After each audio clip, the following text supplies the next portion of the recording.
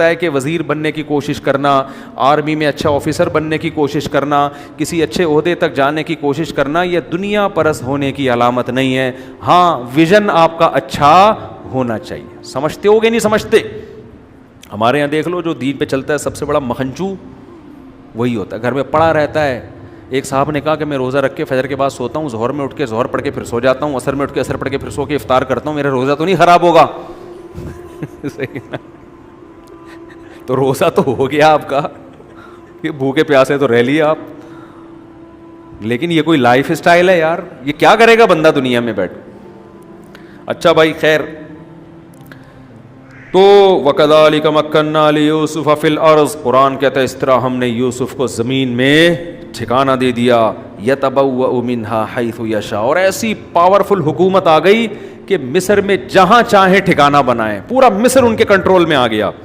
نصیب برحمتنا من نشاء، ہم جس کو چاہتے ہیں اپنی رحمت پہنچاتے ہیں. ولا نضيع اجر المحسنین، جو سب سے بہترین آیت کہ ہم اچھے عمل کرنے والوں کے اجر کو ضائع نہیں کرتے. کیا مطلب؟ آپ اچھا کر رہے ہو سکتا ہے ابھی آپ کے ساتھ خراب ہو لیکن رزلٹ آپ کے حق میں ہوگا. سمجھتے ہو؟ ولاجر الاخرۃ خیر، اللہ فرماتے ہیں تو دنیا کا اجر ہے، آخرت کا اس سے بھی بہتر ہے. اب کیا ہوا کہ 7 سال گزر گئے اور مصر میں اور مصر کے قریب قریب کے علاقوں میں قحط پڑ گیا. حضرت یعقوب علیہ السلام تو ادھر فلسطین میں تھے، وہاں بھی قحط پڑ گیا. اب لوگ بھوک سے مرنے لگے. خبریں پہلے بھی پھیلا کرتی تھیں، پھیلنا شروع ہو گئیں کہ بھائی مصر کی جو گورنمنٹ ہے مناسب ریٹ پہ راشن دے رہی ہے.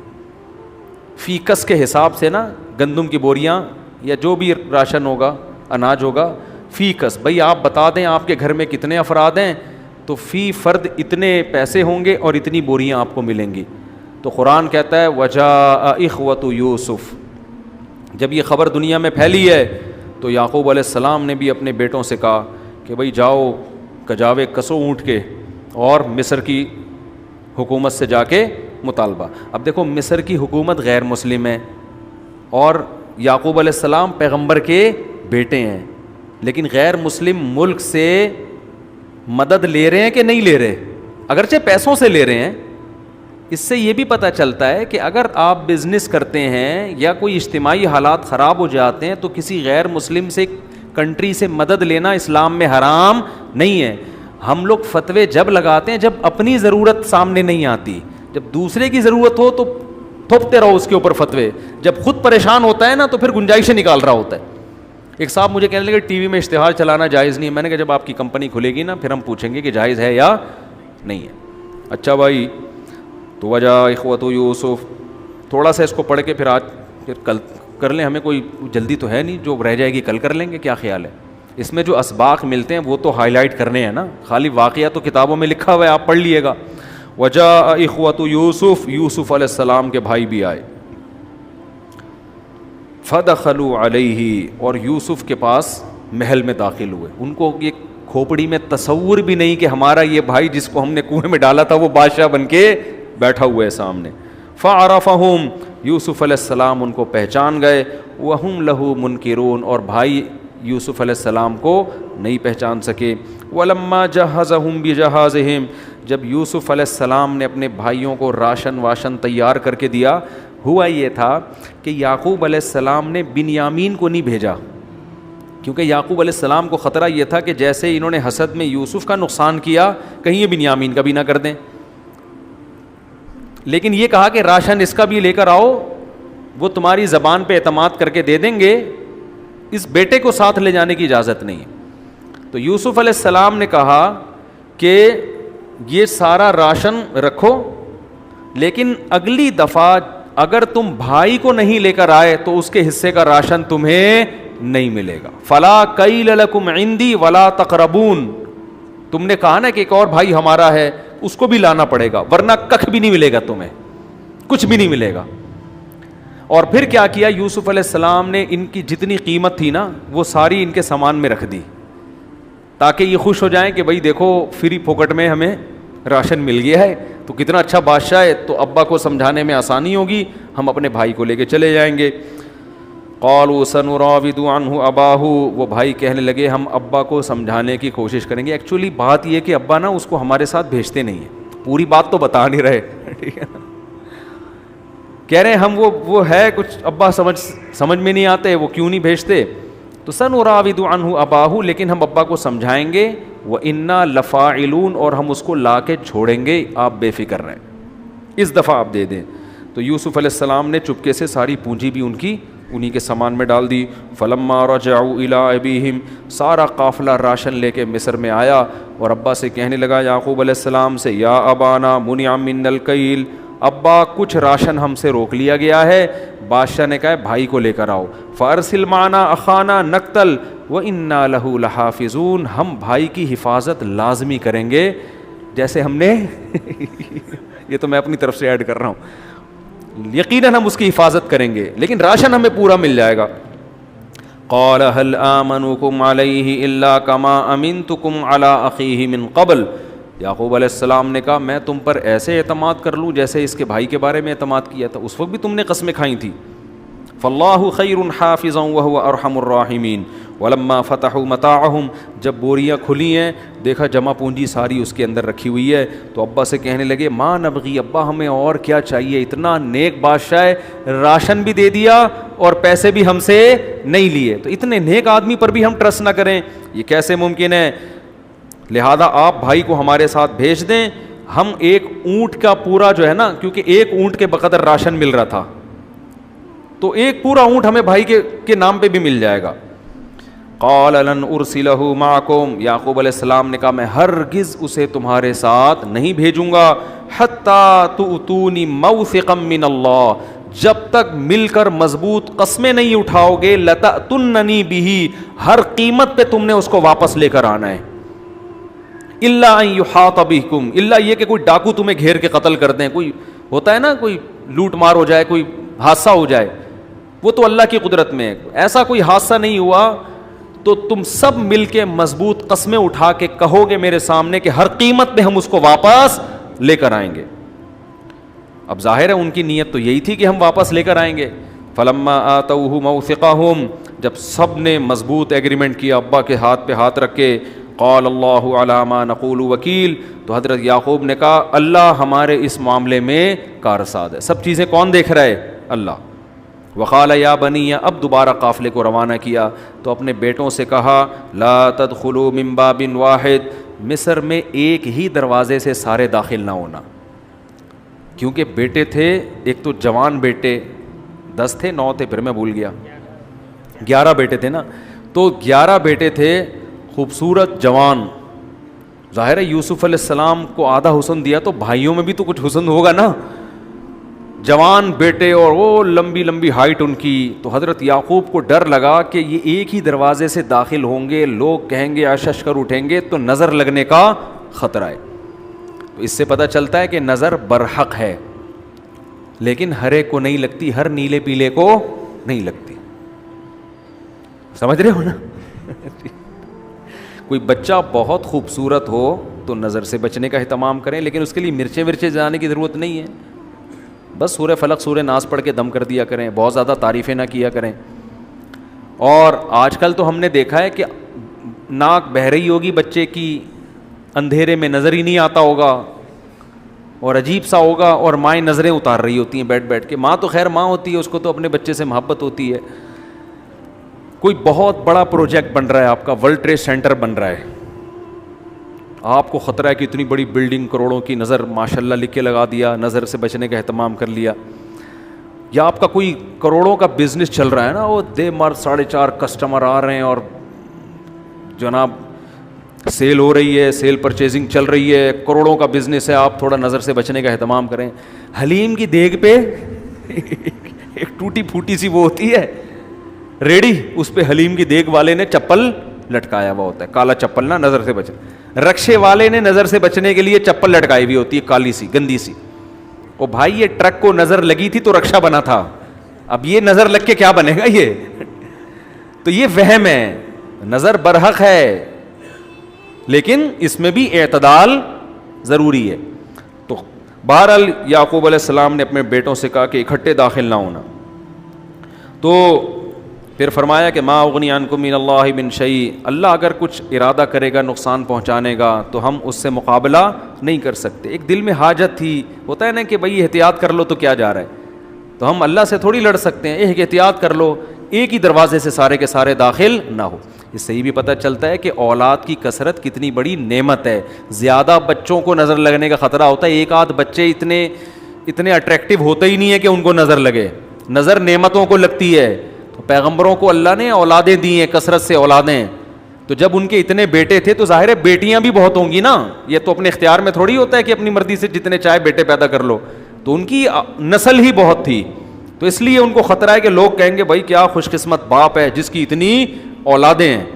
اور آج ابا ایک آدھ بچے کو 45 سال کی عمر میں شادی کرتا ہے اور ایک آدھ بچے کو لے کے گھوم رہا ہوتا ہے. تو یہ کوئی اللہ کی طرف سے ہے تو صبر کرو، لیکن یہ اپنی حماقتوں سے ہے تو کوئی فخر کی بالکل بھی بات نہیں ہے. گھر بھرا ہوا ہونا چاہیے بچوں سے. خیر جلدی جلدی ہم اس کو ختم کرتے ہیں. اب کیا ہوا ہے کہ جی قرآن کہتا ہے وَلَمَّا دَخَلُوا عَلَى يُوسُف، یہ قافلہ بنیامین کے ساتھ حضرت یوسف علیہ السلام کے محل میں آیا. آوَا إِلَيْهِ أَخَاهُ، یوسف علیہ السلام اپنے بھائی کو تنہائی میں لے گئے اور ان کو بتا دیا کہ میں یوسف ہوں تمہارا بھائی.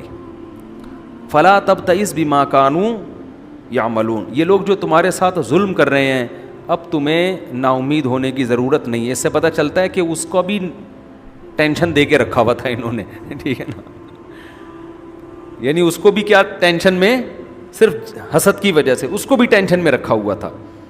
فَلَمَّا جَهَّزَهُم بِجَهَازِهِمْ، جب سامان تیار کیا قافلے کے لیے، جَعَلَ السِّقَایَةَ فِي رَحْلِ أَخِیهِ، تو اپنے بھائی کے سامان میں بادشاہ کا قیمتی پیالہ رکھوا دیا یوسف علیہ السلام نے. اب قافلہ جب چلا ہے تو واپس جانے لگا تو کیا ہوا ہے، اذن مؤذن، ایک بندے نے کہا ایتھا العیر انکم لسارقون، اے لشکر والو تم تو چور ہو.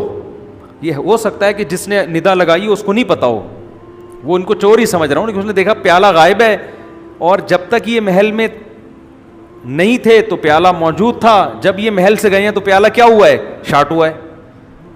تو ظاہر ہے پھر تو شک اسی پہ جاتا ہے نا. تو ہو سکتا ہے جس نے پکارا اس کو کہانی نہ پتا ہو کہ یہ تو یوسف علیہ السلام نے خود ہی رکھ دیا اس کے اندر. یوسف علیہ السلام چاہتے تھے بھائی کو روک لینا. ایتھا العیر انکم لسارقون، اے لشکر والو، اے تجارتی، اے قافلے والو تم تو چور ہو. قالوا واقبلوا علیہم، فوراً وہ بھائی پیچھے پلٹے اور کہنے لگے ماذا تفقدون، بھائی کیا گم ہو گیا ہے جس کے بھی تم ہمیں کہہ رہے ہو چور ہے. قالوا نفقد صواع الملک، کہنے لگے بادشاہ کا قیمتی پیالہ ہم گم پا رہے ہیں، محل میں وہ نہیں مل رہا. وَلِمَنْ جَاءَ بِهِ حِمْلُ بَعِيرٍ، بادشاہ نے اعلان کیا ہے جو وہ پیالہ لے کر آئے گا اونٹ کے برابر راشن اس کو فری میں دیا جائے گا. وَأَنَا بِهِ زَعِيمٌ، اور میں نے یہ چیلنج قبول کر لیا ہے. میں نے بادشاہ سے کہا میں لے کر آؤں گا. اب اس نے انکوائری کی ہوگی نا کہ دیکھا ہوگا یار یہ پیالہ یہاں رکھا ہوا تھا، جیسے یہ لوگ گئے ہیں تو پیالہ غائب ہو گیا، تو اس کو شک ہوا ہی نہیں. پر ہے تاللہ لقد علمتم ما جئنا لنفسد فی الارض، قرآن خدا کی قسم عربی میں پڑھنے کا مزہ ہے، ترجمے میں تو چاشنی ختم ہو جاتی ہے. یہ جو اللہ کا کلام ہے نا اتنے خوبصورت انداز سے سورہ یوسف میں ایک دوسرے کے ساتھ مکالمہ چلتا ہے، یہ عربی میں ہی اس کا لطف ہے. قالوا تاللہ، کہنے لگے اللہ کی قسم، لقد علمتم، تمہیں پتہ ہے، ما جئنا لنفسد فی الارض، ہم زمین میں فساد مچانے کے لیے نہیں آئے. وما کننا سارقین، اور ہم چور لوگ نہیں ہیں، ہم خاندانی لوگ ہیں. چوریاں کرنا کس کا کام ہوتا ہے، گھٹیا لوگوں کا. اور واقعی یہ بات صحیح کی انہوں نے جو یوسف علیہ السلام کے ساتھ ظلم اور زیادتی کی اس کی بنا کیا تھی، باپ کی محبت. تو دیکھو بعض کام غلط ہوتے ہیں اس کی بیس بڑی خاندانی ہوتی ہے، بعض کام اچھے ہوتے ہیں بیس بڑی گھٹیا ہوتی ہے. چوری کرنا یہ غیر خاندانی اور گھٹیا لوگوں کا کام ہوتا ہے، گھٹیا لوگوں کا کام. اور یہ یعقوب علیہ السلام کے بیٹے تھے، پیغمبروں کے بیٹے. تبھی یہ نہیں کہہ رہے ماں سرقنا، ہم نے چوری نہیں کی ہے، یہ نہیں کہہ رہے وما کننا سارقین، او بھائی ہم لوگ چور لوگ، ہم کو چور لوگ نہیں ہیں. اس سے چور کو عبرت حاصل کرنی چاہیے. کوئی بیان میں اگر معذرت کے ساتھ بیٹھا ہوا ہے بھائی، یہ جو چوری کا الزام ہے نا یہ بہت گھٹیا الزام ہے. انسان میں اور بھی برائیاں ہوتی ہیں لیکن چوری بہت ہی گندی چیز ہے. جہاں موقع ملے ادھر سے چیز اٹھا کے رکھ لی, ادھر گئے ادھر سے چیز اٹھا کے جیب میں ڈال دی. بعض خواتین میاں کے پینٹیں خالی کرتی رہتی ہیں صبح سے شام, ان کا یہی کام ہوتا ہے. تو ادھر سے گھسیٹ لو. مولانا شلوی تھانوی رحمۃ اللہ علیہ کے پاس ایک خط تھا, اس میں خط میں جو ہے نا وہ انگریز کا ٹکٹ نہیں لگا ہوا تھا ڈاک خانے کا. تو انہوں نے کہا بھائی یہ تو چوری ہے گورنمنٹ کی. تو کسی نے کہا کہ حضرت یہ جو ہے یہ تو حکومت کون سی اسلامی ہے, انہوں نے بھی تو ہمارا اتنا کھایا ہے. انہوں نے فرمایا کہ فقہی لحاظ سے جائز ہو یا نہ ہو یہ ایک الگ بحث ہے, لیکن حکومت کے مال میں بھی گڑبڑ کرنے سے نا انسان کی عادت خراب ہوتی ہے, لوٹ کھسوٹ کی عادت پڑتی ہے. انسان کو اللیگل کام نہیں کرنا چاہیے. تو انہوں نے وہ ٹکٹ خرید کے منگوا کے اس پہ لگوایا. وہ کبھی بھی بغیر ٹکٹ سفر نہیں کرتے تھے, حالانکہ انگریز کی گورنمنٹ تھی, لیکن کہتے ہیں انگریز ہو یا کوئی بھی ہو, اس طرح سے لوٹ کھسوٹ سے انسان کا اپنا دل خراب ہوتا ہے. خیر, تو کہنے لگے وما, مجھے یہ آیت پڑھنے میں بڑا مزہ آتا ہے, ما جئنا لنفسد فی الارض, ہم لوگ اس لیے نہیں آئے ہیں زمین میں فساد کریں, وما کننا سارقین, اور ہم لوگ چور نہیں ہیں. یہ اس لیے بھی مزہ آتا ہے کہ سیاست دان یاد آتے ہیں دماغ میں, ٹھیک ہے, جن کو صبح سے شام کمنٹس میں تانے کیا پڑتے ہیں, چور. تو اب واللہ عالم چور ہے یا نہیں ہے یہ تو اللہ ہی بہتر جانتا ہے, لیکن عزت دار آدمی کو یہ تانا بہت برا لگتا ہے کہ مجھے چور کہہ دیا. ہمارے حکمرانوں کو شاید اس لیے نہیں کہ ان کو اتنا زیادہ کہا گیا ہے کہ وہ تانا لیس ہو گئے ہیں. وہ کیا ہو گئے ہیں, وہ کہتے ہیں جو مرضی کہہ دو بھائی, ہم تو اگر جس نے کرنی ہوگی وہ پھر بھی, بلکہ اب تو الٹا ہو گیا ہے. ایک چور کو عدالت میں پکڑ کے لایا گیا, عدالت جج نے غصے سے کہا کمبخت تو نے اتنی صفائی سے چوری کی ہے کسی کو کانوں کان خبر نہیں ہوئی. چور سمجھ رہا تھا میری تعریف کر رہے ہیں. چور نے کہا شکریہ جناب, یہ آپ کا ذرہ نوازی کہ آپ نے میرے فن کی تعریف کی ہے. وہ اس کو سنا رہا ہے اور چور سمجھ رہا ہے میرے فن کی اور میری مہارت کی تعریف ہو رہی ہے. تو اب یہ حال ہو گیا ہے کہ وہ جو ہے نا وہ سمجھتے ہیں کہ شاید ہماری تعریف ہو رہی ہے کہ ہم نے قومی خزانے اس طرح سے کھائے ہیں کہ عدالت میں کیس بھی نہیں چلا, ہم بری ہو گئے. تو بعض لوگ بتا رہے ہوتے ہیں اس فلانے کو عدالت نے بری کر دیا, یہ کہ میں نے کہا بھائی میں کسی پہ الزام نہیں لگا رہا, لیکن عدالت نے بری کر دینا اس کی علامت بھی ہو سکتی ہے کہ ایسا خاندانی چور ہے کہ اس کو جج بھی نہیں پکڑ سکتا. جو بیچارہ نیا نیا چور بنا ہوتا ہے نا وہ ایسی حماقت کرتا ہے, کیس چلتا ہے اور جیل میں ہو جاتا ہے. وہ جو بڑی خاندانی قسم کے پروفیشنل چور ہوتے ہیں وہ تھوڑی کیسوں میں آتے ہیں بھائی, ان کو تو پتہ ہوتا ہے کہ یہ ہم کل پکڑے بھی جا سکتے ہیں, تو وہ تمیز سے کرتے ہیں کام. خیر, قالوا فما جزاؤہ ان کنتم کاذبین, اس بندے نے کہا جو سرکاری تھا نا جس نے اعلان کیا تھا, اس نے کہا اچھا تم تو کہہ رہے ہو ہم چور نہیں ہیں, فما جزاؤہ ان کنتم کاذبین, اگر تم جھوٹ بول رہے ہو تو تم اپنی سزا بتا دو کیا ہے, تم اپنی سزا بتاؤ. ان کو تو یقین تھا کہ یہ جھوٹ بول رہے ہیں بھائی, ہم چور نہیں ہیں. قالوا جزاؤہ من وجد فی رحلہ فہو جزاؤہ, جس کے سامان سے پیالہ نکلے اس بندے کو رکھ لو اپنے پاس. جس کے سامان سے پیالہ نکلے اسی کو رکھ, انہی کے اپنے منہ سے کہہ رہے ہیں. اصل میں ہوتا یہ تھا کہ اس زمانے میں دستور یہ تھا, قرآن میں بھی آگے آ رہا ہے کہ بادشاہ کے دین میں, قانون میں, لا میں یہی تھا کہ جو چوری کرے گا نا, جس کی چوری کی ہے تو وہ چور اس کا غلام بن کے رہے گا. تو یہ مصر کا قانون تھا. تو انہوں نے کہا تمہارے ملک کا, کنٹری کا قانون ہے جو چوری کرتا ہے اس کو رکھ لیتے ہو, ٹھیک ہے نا, تو رکھ لینا. تو فبدأ بأوعیتہم قبل وعاء اخیہ, تلاشی شروع کی گئی پہلے دوسرے بھائیوں سے, تاکہ ادھر سے تلاشی کی, آخر میں آ کے بنیامین کا جو ہے نا وہ انہوں نے سامان کھولا. جب کھولا ہے تو اس میں سے ثم استخرجہا, اس پیالے کو اندر سے نکال لیا. کذالک کدنا لیوسف, اللہ کہتے ہیں ہم نے یوسف علیہ السلام کو یہ تدبیر سکھا دی تھی, ان کے ذہن میں یہ تدبیر ہم نے ڈال دی, اس طرح سے اپنے بھائی کو روک لو. قالوا ان یسرق فقد سرق اخ له من قبل, وہ بھائی کیسے نالائق, کیا کہتے ہیں, اس نے چوری کی, اچھا اس کا بھائی بھی چور تھا. فقد سرق اخ له من, اس کا ایک بھائی ہوا کرتا تھا وہ بھی یہی کام کرتا. کس قدر گڑبڑ ہے یا نہیں ہے. ہم اپنے حالات پہ دیکھیں, ہم بھی آج اچھے اچھے لوگوں کو نا حسد اور دشمنی میں چور کہہ رہے ہوتے ہیں. سیاسی جماعتوں میں تو یہ بہت زیادہ ہے. آپ کے لیڈر کا ہر جرم وہ قوم کے وسیع تر مفاد کے لیے, اور اپوزیشن کے لیڈر کی ہر نیکی بھی کیا ہے, وہ امریکی سازش ہے. تو یہ بہت ہو رہا ہے. تو یہ وہ بھی یہی کر رہے تھے, کہنے لگے یسرق فقد سرق اخ له من قبل, اس کا بھائی تھا وہ بھی پہلے یہی کام کیا کرتا تھا. ان کو پتہ نہیں کہ یوسف علیہ السلام سامنے کھڑے ہوئے ہیں. قرآن کہتا ہے فاسرها یوسف فی نفسہ, یوسف علیہ السلام نے دل میں کہا انتم شر مکانا, کتنے برے لوگ ہو تم, کتنے برے لوگ ہو. کس پہ الزام لگا رہے ہو؟ مجھ پہ, صحیح ہے نا. تو ان کو تو کیا پتا کہ یوسف علیہ السلام نے. واللہ اعلم بما تصفون, کہنے اللہ ہی خوب جانتا ہے کہ تم کیا کہہ رہے ہو. قالوا یا ایھا العزیز, اب خیر جو بھی کہنا تھا کہہ دیا. اب جب بنیامین کے پوٹلے سے نکل آیا پیالہ, اب کہنے لگے یا ایھا العزیز, بادشاہ سلامت, ان لہ ابن شیخا کبیرا, اس کا ایک باپ ہے بوڑھا ہے. شیخا کبیرا, بہت بوڑھا باپ ہے, وہ برداشت نہیں کر سکے گا اس کے غم کو. یوسف علیہ السلام یہ سب اللہ کے حکم پہ کر رہے تھے. اللہ تعالیٰ حضرت یعقوب کو مزید آزمانا چاہتے تھے, ورنہ شرن تو جائز نہیں ہے نا باپ کو تکلیف دینا. تو علماء نے لکھا ہے یوسف علیہ السلام کس کے حکم پہ کر رہے تھے؟ اللہ کے. اللہ نے کہا تھا کہ آپ کے والد کو میں مزید آزمانا چاہتا ہوں. تو ان لہ ابن شیخا کبیرا, اس کا ایک باپ ہے بہت بوڑھا. فخذ احدنا مکانا, ہم میں سے کسی کو رکھ لیں. دیکھو کتنی بڑی قربانی دے رہے ہیں. اب یعنی غلطی اگرچہ اس کی ہے, لیکن باپ کی خاطر ہم میں سے کسی پہ بھی آپ انگلی رکھو گے سزا کھانے کے لیے تیار. اب مخلص ہو گئے ہیں, کیونکہ پتہ ہے کہ ابا کی غم سے کیا حالت ہوئی ہے, تو ہم کیسے جائیں گے. تو اب ہم میں سے کسی کو بھی رکھ لو آپ. قال معاذ اللہ, یوسف علیہ السلام نے کہا اللہ کی پناہ, ان ناخذ الا من وجدنا متاعنا عنده, جس کے سامان سے پیالہ نکلا ہے اس کے علاوہ ہم کسی اور کو کیسے رکھ لیں. یہ تو سارا پلاننگ تھی یوسف علیہ السلام کی. انا اذا لظالمون, ہم تو بڑے ظالم ہوں گے پھر. جرم کوئی اور کرے سزا کسی اور کو ملے, یہ نہیں ہو سکتا. قرآن کہہ رہا ہے فلما استيئسوا منه, پورا زور لگا دیا انہوں نے یوسف علیہ السلام پہ نا کہ کسی طریقے سے اس کو چھوڑ دیں.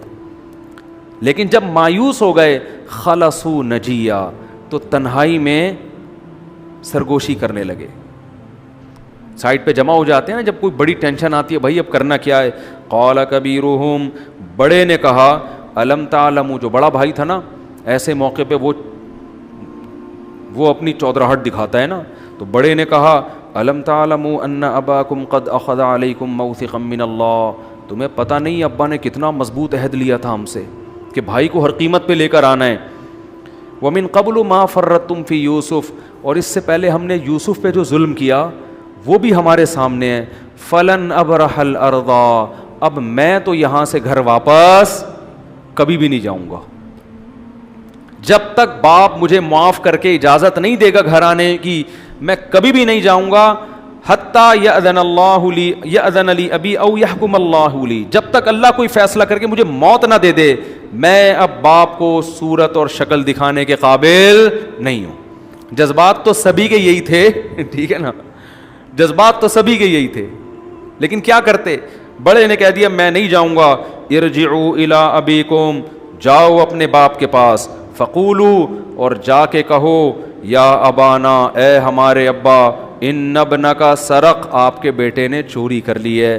وما شہدنا الا بما علمنا, جو ہمیں نالج ہے ہم اسی کے حساب سے. پہلے کتنی بڑی بڑی باتیں کر رہے تھے نا, اب کیسی تواضع. ہمیں تو بھائی جتنی نالج ہے ہم تو اسی کے حساب سے بات کر سکتے ہیں. وما کننا للغیب حافظین, ابا ہمیں پہلے سے غیب کا پتہ نہیں تھا کہ یہ ہو جائے گا. پہلے سے پتہ ہوتا ہم بیٹے کو لے کر نہیں جاتے. واسأل القریۃ التی کننا فیہا, ابا سے کہو جا کے ان بستی والوں سے آ کے انکوائری کر لو جن میں ہم رہے ہیں. وہ بستی والے بتائیں گے کہ بیٹے نے چوری کی. اب ظاہر ہے ابا بڑھاپے میں کہاں آتے اتنی دور. والعیر التی اقبلنا فیہا, ان قافلوں سے پوچھیں آ کے جو ہمارے ساتھ ہیں. وإنا لصادقون, ہم یقیناً سچ کہہ رہے ہیں. لیکن یعقوب علیہ السلام نے کیا فرمایا, بل سولت لکم انفسکم امرا. جو یوسف علیہ السلام کی باری میں کہا تھا نا, انہوں نے کہا تھا بھیڑیا کھا گیا, تو یعقوب علیہ السلام نے کیا کہا, تمہارے نفسوں نے, دل نے ایک بات گھڑ لی ہے, جھوٹ بول رہے ہو. یہاں بھی کیا فرمایا, بل سولت لکم انفسکم امرا, تم نے اپنی طرف سے ایک بات گھڑ لی ہے. حالانکہ اس دفعہ بات گھڑی نہیں ہے, نہیں آئی بات سمجھ؟ اس سے پتہ چلتا ہے پیغمبروں کے پاس بھی علم غیب نہیں ہوتا. اور یعقوب علیہ السلام گنہگار بھی نہیں ہے ایسا کہنے میں, اس لیے کہ وہ تو انسان تو ظاہر کا مکلف ہے نا بھائی. پہلے تم نے گم کر دیا جھوٹ بول کے, تو تم سے کیا کیسے میں یقین کروں؟ تو ہم ظاہر کے مکلف ہیں. ایک آدمی 10 بار جھوٹ بول کے ثابت ہو جائے, 11ویں بار سچ بولے گا, ہم اس پہ یقین نہیں کریں گے. حالانکہ اب یعقوب علیہ السلام کے بیٹے سچ کہہ رہے ہیں کہ ایسا ہوا ایسا ہوا, لیکن یعقوب علیہ السلام نے کیا کہا؟ بل سولت لکم انفسکم امرا, تم نے اپنی طرف سے ایک معاملہ گڑھ لیا ہے.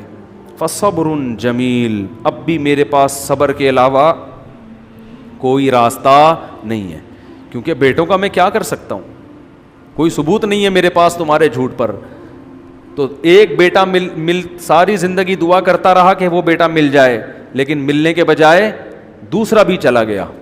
کس قدر صبر ہے. قرآن کہتا ہے وَتَوَلَّى عَنْهُمْ عَسَى اللَّهُ أَن يَأْتِيَنِي بِهِمْ جَمِيعًا, اللہ سے امید ہے کہ شاید وہ دونوں کو لے آئے. اللہ سے میں امیدیں لگاتا ہوں وہ دونوں بیٹوں کو لے آئے. إِنَّهُ هُوَ الْعَلِيمُ الْحَكِيمُ وَتَوَلَّى عَنْهُمْ, پھر اپنے بیٹوں سے نفرت سے آپ نے منہ موڑ لیا اور کہنے لگے یا اسفا علی یوسف, ہائے افسوس ہے یوسف پر. وَابْيَضَّتْ عَيْنَاهُ مِنَ الْحُزْنِ, پھر اتنا روئے. انسان اپنے غم کو دل میں لے کے بیٹھا ہوتا ہے نا, شکایت بھی نہیں کر رہا ہوتا کسی سے, بیٹوں کے سامنے, بیٹیوں کے سامنے, خاندان کے سامنے تو اپنے غم کو نہیں بیان کرتے تھے, صبر کرتے.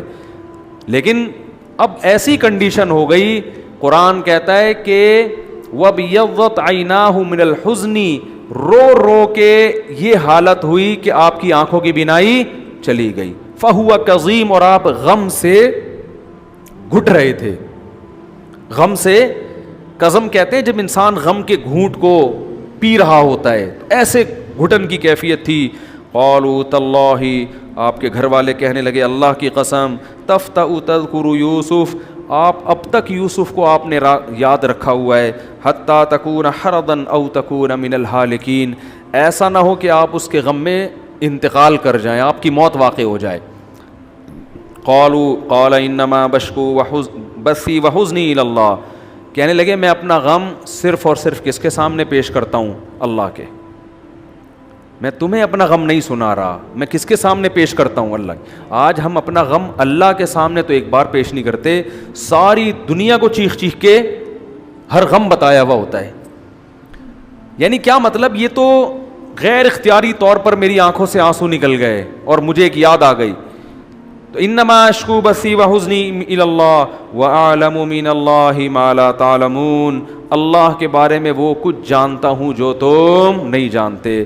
دیکھو ایک لفظ بھی ناشکری کا زبان سے نہیں نکل رہا. ایک بیٹا ملنے کے بجائے دوسرا بھی گیا, زبان سے اچھی بات نکالی جا رہی ہے, میں اللہ کے بارے میں وہ جانتا ہوں جو تم نہیں. اس میں یقیناً خیر ہوگی, مجھے نہیں پتا کیا خیر ہے, مجھے تو غم کے پہاڑ ٹوٹ گئے میرے اوپر, لیکن مجھے دل میں ایک تسلی ہے کہ میرا رب میرے ساتھ غلط نہیں کرے گا. تو یہ سورہ یوسف میں سیکھنے کی چیزیں ہیں. یعقوب علیہ السلام غمزدہ ہوئے اور روتے روتے آپ کی آنکھوں کی بینائی چلی گئی. گھر والوں نے کہا کہ آپ ابھی تک اس پرانے غم میں ہیں. تو یعقوب علیہ السلام نے فرمایا انما اشکو بثی وحزنی الی اللہ, میں اپنا غم صرف اور صرف اللہ کے سامنے بیان کرتا ہوں. وَأَعْلَمُ مِنَ اللَّهِ مَا لَا تَعْلَمُونَ, اور اللہ کے بارے میں وہ کچھ جانتا ہوں جو تم نہیں جانتے. پھر آگے فرمانے لگے یا بنی یذهبوا, اے میرے بیٹو جاؤ, فَتَحَسَّسُوا مِن یوسف وَأَخِیهِ, جا کے یوسف اور اس کے بھائی کو تلاش کرو. وَلَا تَيْأَسُوا مِن رَوْحِ اللَّهِ, اور اللہ کی رحمت سے مایوس مت ہو. انه لا ييأس من روح اللہ الا القوم الکافرون, اللہ کی رحمت سے مایوس وہی ہو سکتے ہیں جو کافر ہیں, خدا کے منکر ہیں. یہ بڑا زبردست جملہ ہے. آپ کو اس جملے کے صحیح ہونے کا اور اس کی صداقت کا یقین نہ ہو تو آپ دیکھ لو دنیا میں سب سے زیادہ ٹینشنوں میں مسلمان ہیں, اور سب سے زیادہ خوشحال زندگی غیر مسلموں کی ہے. اس کے باوجود سب سے زیادہ خودکشیوں کا ریشو غیر مسلموں میں ہے اور سب سے کم خودکشیوں کا ریشو مسلمانوں میں. پھر مسلمانوں میں بھی جو لبرل طبقہ ہے ان میں خودکشی کا ریشو زیادہ, جو مذہبی طبقہ ہے ان میں خودکشی کا ریشو کم, اور مذہب میں جو مولانا ٹائپ کے لوگ ہیں ان میں خودکشی کا ریشو 0. سمجھ میں نہیں آ رہی میرا خیال ہے. جتنا مرضی مولویوں کو برا بھلا کہو آپ, مولوی ایسے مولوی ویسے, خودکشی مولوی کو میں نے کبھی کھمبے سے لٹکتے ہوئے نہیں دیکھا. ٹینشن دے کے دوسرے کو مار دے گا, فتوے دے کے نا تو ایسا ہے تو ویسا ہے, دوسرا مر جائے گا. وجہ کیا ہے؟ وجہ ہے جیسے تیسے ہیں, اللہ کے ہونے کا یقین ہے. اللہ کا مطلب پتہ ہے کیا ہے؟ وہ ذات جو کچھ کرنے کے لیے سبب کی محتاج نہ ہو, وہ کچھ کرنے کے لیے کسی لاجک کی اس کو ضرورت نہ ہو. تو جب اتنی بڑی طاقت موجود ہے تو جو کافر ہے وہ جب دیکھتا ہے کہ تانے بانے ملا کے پلس مائنس کر کے رزلٹ نیگیٹو میں جا رہا ہے, وہ ہو جاتا ہے مایوس, کہتا ہے یار تو میں گیا کام سے. مسلمان کیا سوچتا ہے؟ بھائی کوئی ہے بنانے والا, کسی نے پیدا کیا ہے, وہ مجھ سے غافل نہیں ہے, وہ ان تمام ناکامیوں کے نقشوں میں کامیابی پیدا کر سکتا ہے اور ان نقشوں کو تبدیل بھی کر سکتا ہے. نقشے بھی تبدیل کر سکتا ہے اور اسی منفی میں مثبت کر سکتا ہے وہ. تبھی یعقوب علیہ السلام کیا کہہ رہے ہیں؟ اللہ کی رحمت سے وہی نا امید ہوتے ہیں جو کافر ہیں. ہم کافر نہیں ہیں, ہم تو پیغمبروں کی اولادوں میں ہیں, ہم اللہ کی رحمتوں سے کیسے نا امید ہو جائیں؟ شاید اللہ نے اس میں میرے لیے کوئی آزمائش رکھی ہو اور اللہ کوئی بڑی نعمت ہمیں دینا چاہتا ہو, تو یہ بھی تو ممکن ہے. لہذا جاؤ یوسف اور اس کے بھائی کو تلاش کرو, اللہ کی رحمت سے نا امید مت ہو, اس لیے کہ اللہ کی رحمت سے وہی نا امید ہوتے ہیں جو کافر ہیں. فلما دخلوا علیہ, اب یہ دوبارہ راشن لینے پہنچ گئے وہاں پہ, ٹھیک ہے نا, تیسری مرتبہ. فلما دخلوا علیہ, جب یوسف علیہ السلام کے پاس یہ محل میں آئے ہیں تو اب جو تھے نا ان کی حالت بہت ڈاؤن ہو چکی تھی. ایک تو راشن ختم, قحط پڑا ہوا ہے, پیسے ختم ہو رہے ہیں, دوسرا ابا کو ایک اور ٹینشن دے دی, اور وہ بھی ظاہر ہے اولادیں ہیں ان کو ایک الگ غم. اب بڑی قسم پرسی کے سامنے بادشاہ سے کہنے لگے, یا ایھا العزیز, اے بادشاہ, مسنا و اہلنا الضر, ہمیں اور ہمارے گھر والوں کو بڑی پریشانیاں آ چکی ہیں. بھائی گھر میں بڑی پریشانیاں چل رہی ہیں. وجئنا ببضاعۃ مزجاۃ, اور ہم بہت تھوڑے پیسے لے کر آئے ہیں. ایک راشن کی جتنی قیمت بنتی ہے ہم اتنی قیمت اس دفعہ نہیں لا سکتے. بڑے مسائل چل رہے ہیں, گھر میں الگ پریشانیاں ہیں, اوپر سے راشن کے پیسے پورے نہیں ہیں. فَأَوْفِ لَنَا الْكَيْلَ, آپ سے ریکویسٹ یہ ہے کہ آپ ہمیں راشن پورا دیں کم از کم. ایسا نہ ہو کہ آدھی بوریاں لے کے گھر جائیں, ٹھیک ہے نا. ایک نئی ٹینشن کے بھائی بھی گیا, 2 بھائی چلے گئے, ابا بیمار پریشان, بینائی چلی گئی, اوپر سے گھر میں راشن کے ڈبے بھی کیا ہو جائیں آدھے, تو پیسے بھی نہیں ہیں. فَأَوْفِ لَنَا الْكَيْلَ, آپ کیل مکمل کر کے دے دیں. وَتَصَدَّقْ عَلَيْنَا, اور آپ ہم پہ کچھ صدقہ کر دیں, آپ ہم پر کچھ صدقہ کر دیں. ان اللہ یجزی المتصدقین, بے شک اللہ تعالیٰ صدقہ کرنے والوں کو اس کا بہترین بدلہ دیتا ہے. اللہ آپ کو اس کا بدلہ دے گا. جب یوسف علیہ السلام نے دیکھا نا اپنے بھائیوں کی یہ کنڈیشن, کیسی قسم پرسی, کیسے پریشان حال, تو کہنے لگے, هل علمتم ما فعلتم بیوسف واخیہ اذ انتم جاہلون, تمہیں پتہ ہے کہ تم نے اپنے بھائی یوسف اور اس کے چھوٹے بھائی کے ساتھ کیا کیا جب تم جہالت کا ارتکاب کر رہے تھے؟ تمہیں معلوم ہے, تمہیں یاد ہے تم اپنے بھائی یوسف کے ساتھ کیا تھا؟ فوراً کہنے لگے اِنَّكَ لَأَنْتَ یوسف، کیا آپ یوسف ہیں؟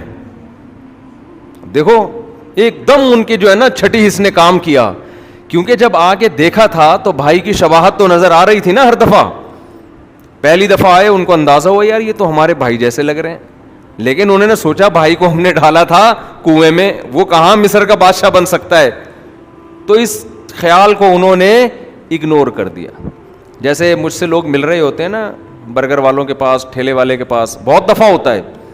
ابھی پھر 4 دن پہلے ایسا ہی ہوا، میں کہیں گیا ٹھیلے پہ، ٹھیلے کی بریانی کا اپنا مزہ ہے یار، تو ٹھیلے پہ میں کہیں چپکے سے نا کھڑا ہو گیا، تو ایک لڑکا آیا، ہاں ہم لسی پینے گئے، لسی، تو ایک لڑکا سوزوکی میں بیٹھا ہوا ہے، گھور گھور کے دیکھ کے میرے پاس آیا، بالکل مفتی طارق مسعود لگ رہے ہو آپ. میں نے کہا مجھے لوگ کہتے ہیں کیا کروں یار، اور سنائیں خیریت سے، گپ شپ ہو رہی ہے، کہہ رہا وہی ہو نا. میں نے کہا وہ ادھر، میں نے کہا کیا وہ ادھر اس طرح کھڑے ہو کے لسی پیتے ہوئے ملیں گے، ایسے ٹھیلے پہ لسی پی رہیں گے یہاں پہ؟ ایسے ہی میں نے ڈرامہ کیا نا اس کے ساتھ. میں نے کہا مفتی طارق مسعود صاحب جن کو آپ اتنا بڑا بزرگ سمجھ رہے ہو، ہیں تو نہیں ہم بزرگ، وہ سمجھ رہا ہے، تو آپ کا کیا خیال ہے وہ یہاں ٹھیلے پہ کھڑے ہو کر لسی پئیں گے؟ کہہ رہے ہاں یار میں بھی سوچ رہا تھا مفتی صاحب تو نہیں ہو سکتے، وہ لسی تھوڑی پئیں گے یہاں کھڑے. یہ ابھی چند دن پہلے کی بات ہے. تو میں نے کہا منگاؤں آپ کے لیے بھی؟ کہہ رہے نہیں، میں بائک پر تھا، موٹر سائیکل پر نا. تو پھر میں نے پی لسی، اس نے نہیں منگوائی اپنے لیے، میں نے خود پی لی. ایک اور گلاس منگوایا پھر میں نے نا، مجھے بڑی پیاس لگ رہی تھی، بھوک بھی لگ رہی تھی، وہ لسی کا گلاس بھی بڑا ہے. میں نے کہا ایک اور بندہ تھا اس سے میں نے کہا ہیلمٹ پہن کے، میں نے کہا ایک اور لے آنا، وہ ایک اور لسی لے آیا، میں نے 2 پی لی. پھر کہہ رہے یار آپ مجھے وہ لگ رہے ہو. میں نے کہا یار وہ یہاں سڑک پہ کھڑے ہو کر 2 گلاس لسی پئیں گے؟ کوئی شریف آدمی 2 گلاس بھر بھر کے لسی پیتا ہے؟ کوئی ٹھیلے پہ، کوئی سڑک پہ، روڈ پہ، بائک پہ جا کے چلو ایک پی لی، اب 2 گلاس لسی کون پیتا ہے بھائی، وہ بھی ملائیاں ڈلوا کے. پھر کہتے ہیں ہاں یار سوری، بات ختم ہو گئی. پھر جاتے ہوئے میں نے کہا بھائی میں وہی ہوں. تو خیر وہ پھر سیلفی لی اس نے. تو ایک دن تو ایسے ہی کوئی صاحب کہنے لگے، میری گاڑی میں کوئی مسئلہ تھا، میکینک سے ٹھیک کروا رہا تھا نا، مجھے کہنے لگا آپ شکل سے وہ ملتے ہو. ہاں میں نے کہا ہاں. میں نے دل میں سوچا اس کے دل میں میرے خلاف کیا ہے، یہ ابھی نکلوا لو. تو میں نے کہا بندہ کیسا ہے جو بیان کرتا ہے طارق مسعود صاحب؟ کہہ رہے بیان تو صحیح کرتے ہیں لیکن یار ایک چیز مجھے بالکل بھی پسند نہیں ہے اس. میں نے کہا کیا؟ کہہ رہے یار ممبر پہ بیٹھ کے مذاق کرنا مجھے بہت برا لگتا ہے. میں نے کہا میں پیغام پہنچا دوں گا، بھائی ممبر کے بیٹھ کے لوگوں کو رلایا کرو، ہنسایا نہ کرو، ٹھیک ہے.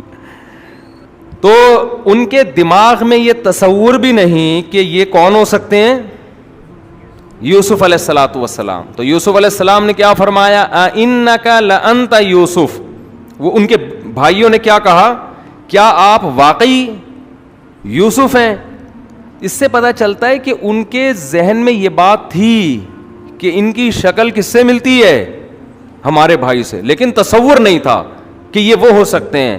تو جب یوسف علیہ السلام نے فرمایا کہ تمہیں معلوم ہے کہ تم نے اپنے بھائی یوسف کے ساتھ کیا کیا، تو ان کے دماغ میں فوراً یہ بات آ گئی کہ یہ یوسف کے علاوہ کسی اور کو علم نہیں ہے. تو کہنے لگے قال اِنَّكَ لَأَنْتَ یوسف، کیا آپ واقعی یوسف ہیں؟ قال انا یوسف، فرمایا ہاں میں یوسف ہوں. وَهَذَا أَخِي، اور یہ میرا بھائی ہے. اس بھائی کے ساتھ بھی ظلم زیادتی شروع کی ہوئی تھی.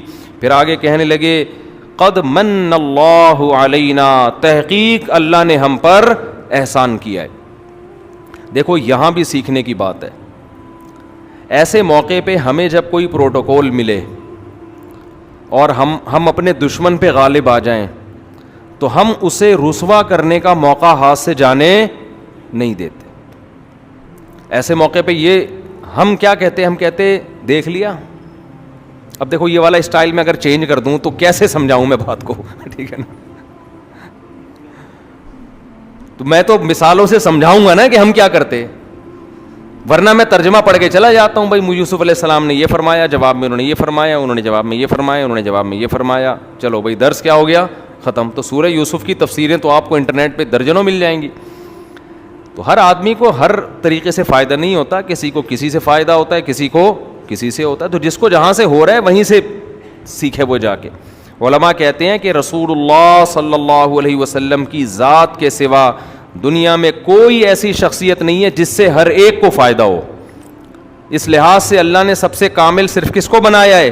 محمد صلی اللہ علیہ وسلم کو. باقی سب کے مزاج دوسرے سے مختلف ہیں, کسی کو کسی سے فائدہ ہوتا ہے, کسی کو کسی سے. تو علماء نے یہ بات لکھی ہے کہ آپ دین اس سے سیکھیں جس سے آپ کو پریکٹیکل لائف میں فائدہ ہو رہا ہو. تو یہ اس کی علامت ہے کہ دیکھو ڈاکٹروں حکیموں میں یہی ہوتا ہے نا, بعض دفعہ آپ چھوٹے ڈاکٹر سے علاج کراتے ہو فائدہ ہو جاتا ہے, بڑے سے علاج کرا رہے ہو فائدہ نہیں ہوتا. تو لوگ کیا کہتے ہیں, ابے بھائی جس سے فائدہ ہو رہا ہے اسی سے علاج کرا, کیونکہ مقصد کیا ہے؟ مقصد تو علاج ہے. تو یوسف علیہ السلام نے کیا فرمایا؟ قد من اللہ علینا, تحقیق ہم پر اللہ نے احسان کیا ہے. تو ایسے موقع پہ عام طور پر لوگ اللہ کی طرف نسبت نہیں کرتے بلکہ سامنے والے کو ذلیل اور رسوا کرنا شروع کر دیتے ہیں اور شو بازیوں میں آ جاتے ہیں. دیکھ لیا بیٹا بچو, تم نے تو, مجھے تو سب یاد ہے بچپن میں تم ہمارے ساتھ کیا سلوک کیا کرتے تھے, ہمیں تو وہ بھولا تھوڑی ہوں میں, یہ تو لک ہے ہماری کہ یہاں آگے بیٹھ گئے ہم, ہے نا, قسمت ہے, قسمت نے ساتھ دیا اور ہماری ایبلٹی, قابلیت, ہم نے اسٹرگل چھوڑی نہیں. تم نے کنویں میں ڈال دیا, بازاروں میں فروخت کیا گیا ہمیں, لیکن میں نے اسٹرگل, سکسیس ہونے کے لیے میں نے محنت چھوڑی نہیں, اسٹرگل کرتا رہا اور اسٹرگل کرتے کرتے آج میں یہاں تک پہنچا ہوں. ایسا نہیں, بلکہ کیا فرمایا؟ قد من اللہ علینا, تحقیق ہم پر اللہ نے احسان کیا ہے. پھر آگے کہنے لگے انہ من یتقی ویصبر, انہ یہ ضمیر شان کہلاتی ہے. دیکھو بات یہ ہے کہ جو بھی برائی سے بچتا ہے اور صبر سے کام لیتا ہے, جلد باز نہیں کرتا, تو فإن اللہ لا یضیع اجر المحسنین, ایسے اچھے لوگوں کے اجر کو اللہ ضائع نہیں کرتا. ایک اصول اور ضابطہ بھی بیان کر دیا. قالوا, اب بھائی کیا کہنے لگے؟ تاللہ لقد آثرک اللہ علینا, اللہ کی قسم اللہ نے آپ کو ہم پر ترجیح دی ہے. دیکھو یہاں ہوتا کیا کہ اور زیادہ حسد میں آ جاتے نا. دیکھو شیطان کو جب اللہ نے کہا آدم کو سجدہ کرو, شیطان نے کہا یہ مٹی سے میں آگ سے, جیلسی کا شکار ہوا نا. اللہ نے کہا میرے دربار سے نکل جا, تو شیطان کو اب یہ کہنا چاہیے تھا اللہ کی قسم آدم کو اللہ نے ترجیح دی ہے کہ میری وجہ, اس کی وجہ سے مجھے دربار سے نکالا جا رہا ہے, لہذا اللہ میں تجھ سے معافی چاہتا ہوں. میں مان گیا کہ یہ صاحب فضیلت ہے, لیکن شیطان کی اکڑ آج تک اکڑا ہوا ہے, بلکہ اور الٹا حسد میں آ گیا کہ میں اس کو جہنم میں ڈلواؤں گا. تو یہاں بھائی یہ کہہ سکتے تھے آپس میں کہ یار یہ کیا ہو گیا, ہم تو اس کے اتنے خلاف تھے اور اس کو اللہ نے بادشاہ بنا دیا, اب چھپڑ میں جا کے تدبیریں کرو اور ان کے خلاف تحریک عدم اعتماد چلاؤ. ایک مثال دے رہا ہوں کہ یہ والی تحریک پہ نہ فٹ کر دینا آپ اس کو, یہ آپ کا مسئلہ ہے یہ. تو اب کیا چلاؤ, اور جا کے نا لوگوں کے کان بھرو کہ بھائی یہ تم نے جن کو بادشاہ بنایا ہوا یہ نیک ہیں, نیک لگتے ہیں, نیک ہیں نہیں, ہم تو ان کو بچپن سے جانتے ہیں, ان کے بھائی چوری میں معاذ اللہ پکڑا گیا تھا اور یہ ایسے تھے اور ویسے تھے اور یوں تھے اور منہ تھے, اس سے کیا ہوتا معاشرے میں اور زیادہ فساد. سیدھا سیدھا کہہ دیا فضیلت دیکھ کر, تاللہ لقد آثرک اللہ علینا, اللہ کی قسم اللہ نے تجھے ہم پر فضیلت دی ہے, اللہ کی قسم. تو جو آپ کا مخالف ہو نا, اس سے سبق کیا ملتا ہے؟ آپ کو کتنا ہی حسد ہو, اس سے کتنی جیلسی ہو, اگر اللہ اس سے کوئی اچھا کام لے تو اس کی تعریف کیا کرو, حسد کا شکار نہ ہوا کرو, بولا کرو یار بات زبردست کی ہے اس نے, کام خاندانی کیا ہے, چاہے آپ کی تنظیم کا ہو, آپ کا سیاسی لیڈر ہو یا مخالف کا سیاسی لیڈر ہو, اس کے داڑھی ہو یا نہیں ہو, وہ نمازی ہو یا نہیں ہو, وہ عالم ہو یا نہیں ہو, ہم جیلسی اور حسد کا شکار ہو جاتے ہیں. کوئی اچھا کام کرے ٹانگیں کھینچتے ہیں ہم اس کی, کیونکہ میری تنظیم کا سربراہ نہیں ہے, اور دوسرا کتنا برا کرے اس کی ہر برائی کی لاجک تلاش کر رہے ہوتے ہیں, اس کو صحیح قرار دینے کی کوشش کر رہے ہوتے ہیں. تو یہ بہت بری عادت ہے جو ہماری قوم جس کے اندر مبتلا ہے. تو کیا کہنے لگے؟ تاللہ، اللہ کی قسم، لقد آثرک اللہ علینا، اللہ نے آپ کو ہم پر ترجیح دی ہے، اور وَإِن كُنَّا لَخَاطِئِينَ، اور یقیناً ہم ہی غلطی پر تھے۔ قال لا تثریب علیکم اليوم، یوسف علیہ السلام نے فرمایا آج تم پر کوئی حرج نہیں ہے، کوئی گناہ نہیں، اس کا میں تم سے کوئی بدلہ نہیں لوں گا۔ وہ تو بیچارے ڈر رہے تھے، اب تو یہ بادشاہت میں آئے، اب تو ایسی کی تیسی ہو جائے گی ہماری، کوئی حرج نہیں ہے۔ یغفر اللہ لکم، اللہ تمہاری مغفرت کرے، تم نے دو جرم کیے، ایک میرے ساتھ اور ایک اللہ کی نافرمانی بھی تو ہے نا کہ بھائی کو کنویں میں ڈال دینا، تو اللہ سے بھی میں دعا کرتا ہوں وہ تمہارے جرم کی مغفرت کرے۔ وَهُوَ أَرْحَمُ الرَّاحِمِينَ، وہ بہت زیادہ رحم کرنے والا ہے۔ دیکھو ایمان اتنی بڑی دولت ہے، جتنے بڑے سے بڑا جرم ہو جائے نا، اگر غلطی کا احساس ہو توبہ کی برکت سے معاف ہو جاتا۔ ایک پیغمبر کو کنویں میں ڈالا اور سگے بھائیوں نے، آج جرم کا احساس ہو گیا تو اللہ اس خطا کو کیا کر رہا ہے؟ معاف کر رہا ہے۔ اذهبوا بقمیصی ھذا، میرے اس کرتے کو لے کر جاؤ، فالقوه علی وجہ ابی، اور میرے والد کے چہرے پہ ڈال دو، یاتی بصیرا، ان کی نظر لوٹ آئے گی واپس۔ یہ معجزہ تھا۔ میں بار بار یہ بات بتاتا ہوں، معجزے پیغمبروں سے ہوتے ہیں، کرامتیں بزرگوں سے ہوتی ہیں، لیکن آج جو ایتھیس لوگ پیغمبروں کی کرامتوں پہ اعتراض کر کے مذاق اڑاتے ہیں نا، بالکل آج ایک مذہبی طبقہ ایسا ہے جن کو علماء دیوبند سے خاص طور پر کچھ چڑ ہے۔ علماء دیوبند نے جو کرامتوں کے واقعات کتابوں میں نقل کیے ہیں، وہ ان واقعات پر ایسے ہی مذاق اڑاتا ہے جیسے ایتھیس لوگ پیغمبروں کے معجزوں پر مذاق اڑاتے ہیں۔ حالانکہ کرامتیں بھی قرآن سے ثابت ہیں۔ حضرت مریم کی کرامت تھی بغیر شوہر کے بیٹا پیدا ہو جانا، حالانکہ حضرت مریم پیغمبر نہیں تھی۔ اس زمانے میں یہودیوں نے اس کرامت کا مذاق اڑایا، ہنستے تھے کہ یہ دیکھو یہ کیسی باتیں کر رہی ہیں۔ انہوں نے کہا اللہ نہیں کر سکتا کیا؟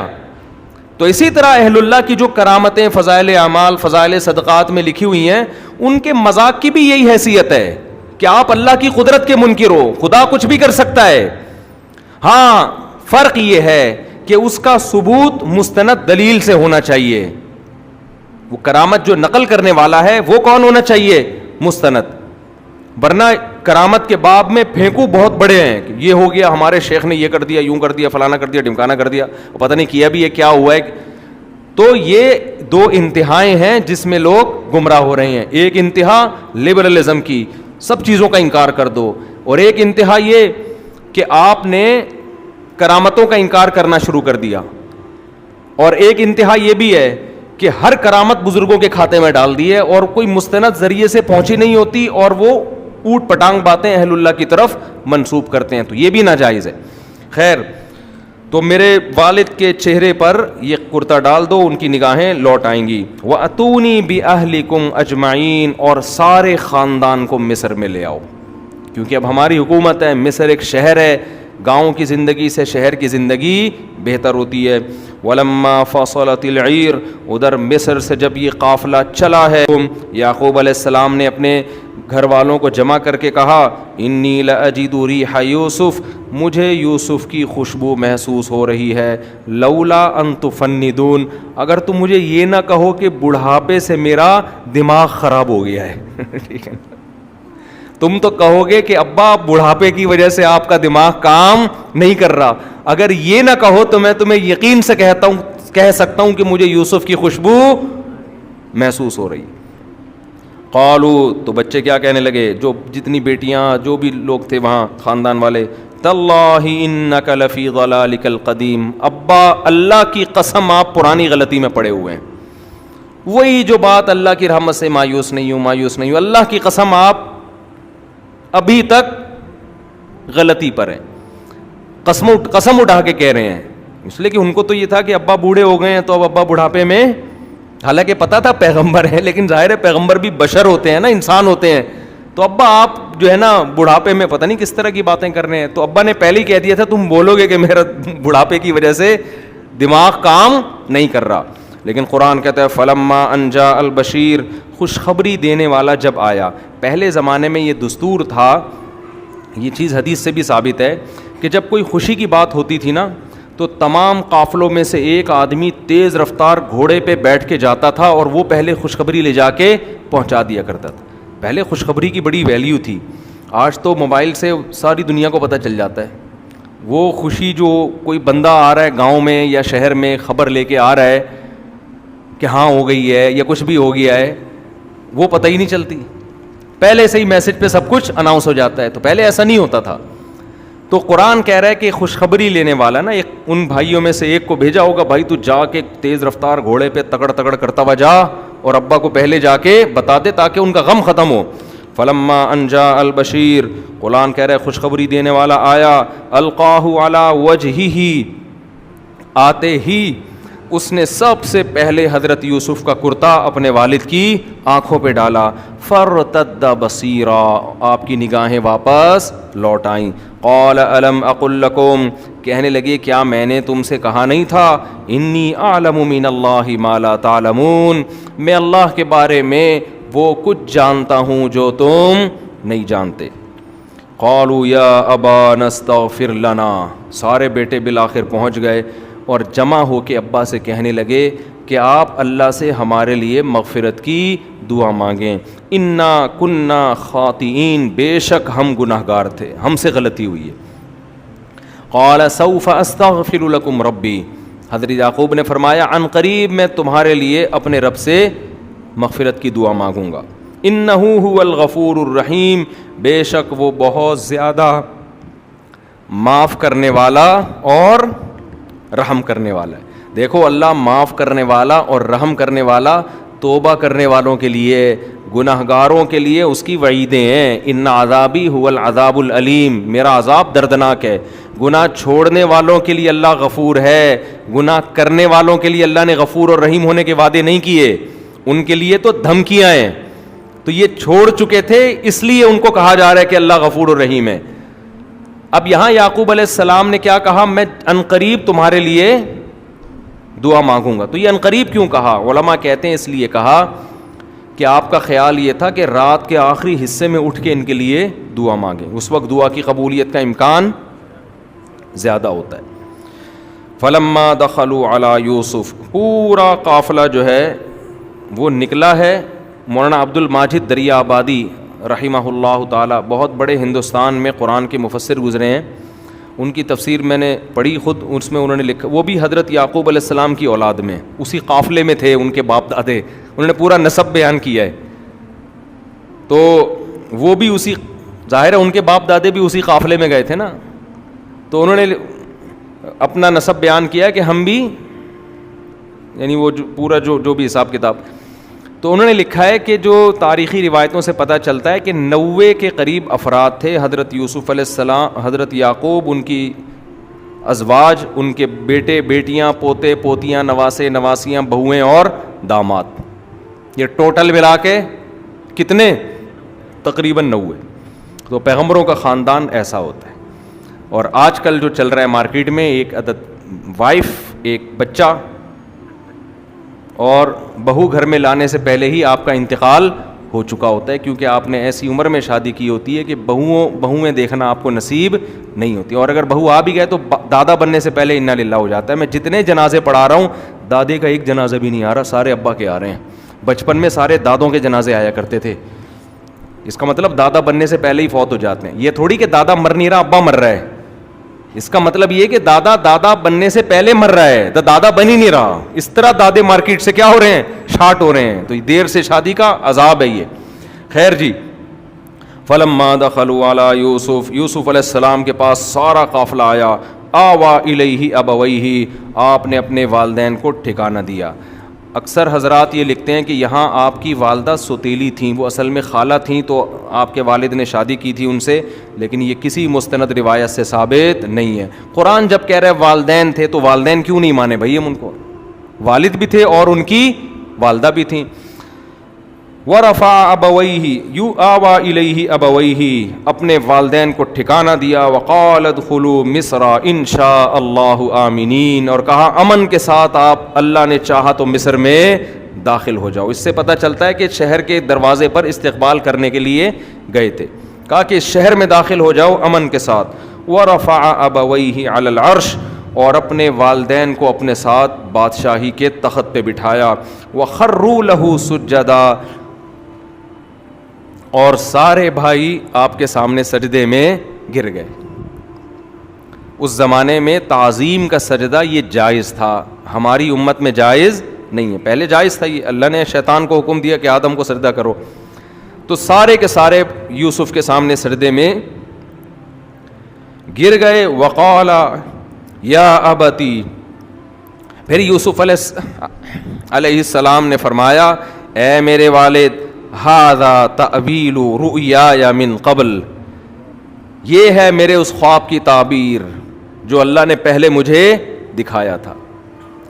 11 ستارے سجدہ کر رہے ہیں نا، تو یہ ہے اس خواب کی، 11 بھائی سجدہ کر رہے ہیں.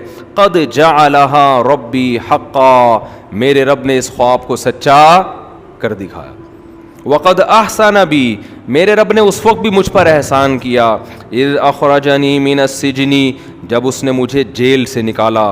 وجاء بکم من البدو، میرے رب نے اس وقت بھی احسان کیا جب آپ کو، میرے خاندان کو گاؤں سے نکال کے شہر میں لے آیا. من بعد ان نزغ الشیطان بینی وبین اخوتی، جب شیطان نے میرے اور بھائیوں کے درمیان کچھ بغض اور اختلاف ڈال دیا تھا.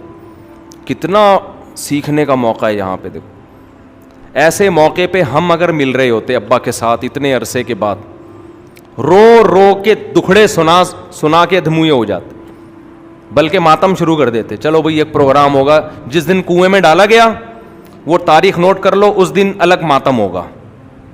سمجھ رہے ہو نا؟